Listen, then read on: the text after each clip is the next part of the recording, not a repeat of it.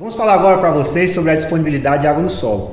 E é fundamental nós quantificarmos a disponibilidade de água no solo, porque é essa quantidade de água disponível no solo que vai poder prover água para a evapotranspiração.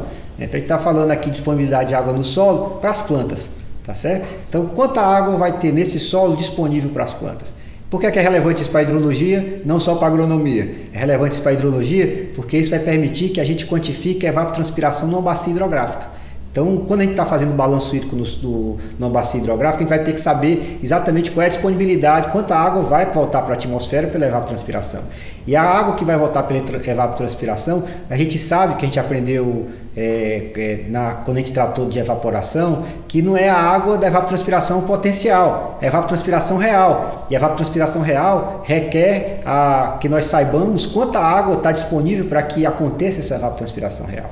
Então é por isso que é importante a gente saber a quantidade de água disponível no solo. Então, recapitulando, uma parte da água precipita, dessa água que precipita, uma parte dela vai infiltrar, uma parte que infiltra começa a saturar ou a preencher de água alguns dos vazios aqui nessa região mais próxima do solo, onde ainda existe o sistema radicular das plantas, as raízes da planta. Depois outra parte percola mais profundamente e vai alimentar o lençol freático. A água disponível no solo que nos interessa é exatamente essa água aqui que ainda está onde? Aqui no sistema radicular das plantas, próximo disponível para as raízes da planta poderem retirá-las. Então, qual é essa água? Então, a gente vai ter que definir 3 conceitos com relação a essa água disponível para a gente poder quantificar essa água disponível na planta. Quais são esses 3 conceitos para a gente poder avaliar essa quantidade de água disponível no solo para as plantas? O primeiro deles, capacidade de campo. O segundo, ponto de murcha. E o terceiro, que é a disponibilidade total. O que é a capacidade de campo? Capacidade de campo é exatamente a quantidade de água que o solo consegue reter. Então você imagine que choveu, imagine que infiltrou, imagine agora que esse solo aqui ficou totalmente saturado. Esse solo está saturado, parou de chover. O solo agora já não tem mais alimentação do processo de infiltração superficial. Então esse solo está cheio de água. Esse solo cheio de água, a gravidade continua a atuar nesse solo. Então esse solo, uma parte dessa água aqui vai continuar percolando profundamente por conta do efeito da gravidade. Ela continua percolando profundamente por efeito da gravidade. Vai chegar um ponto em que vai existir uma luta entre o solo querendo segurar a água e a gravidade querendo levar essa água.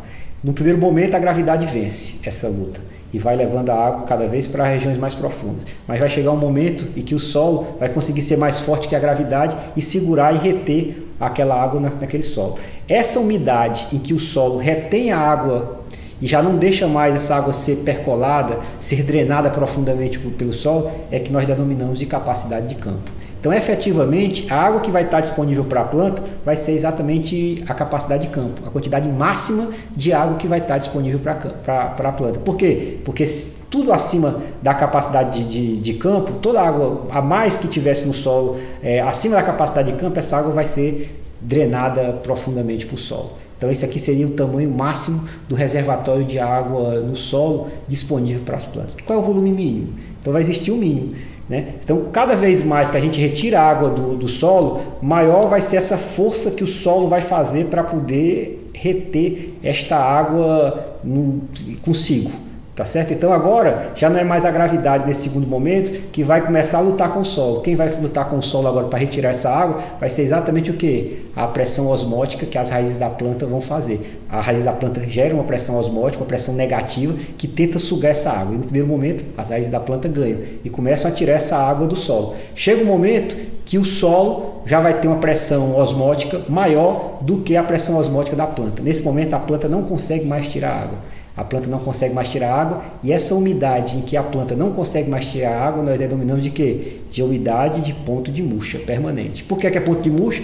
Porque como a planta não consegue mais tirar água, a planta vai o quê? Murchar, ou seja, ela não vai mais conseguir florescer. Então a quantidade de água que vai estar disponível no solo vai estar entre a capacidade de campo e quem? E o ponto de murcha. Capacidade de campo menos ponto de murcha vezes a altura do sistema radicular da planta vai ser exatamente a disponibilidade de água que a planta vai ter para poder usá-la para evapotranspirar e com isso a gente identificar qual é a quantidade de água que vai estar disponível para a gente calcular a evapotranspiração potencial. Tá claro? Então esse é um conceito importante. Quanta água está disponível no solo para que haja o processo de evapotranspiração. E a evapotranspiração real agora vai se dar, a gente vai poder calcular a evapotranspiração real a partir desse balanço. Quanta água precipitou, quanto dessa água infiltra, quanta água vai ficar retida nessa parte superior do solo, entre a capacidade de campo e o ponto de murcha, vezes o H, que seria aqui a profundidade do sistema radicular da planta.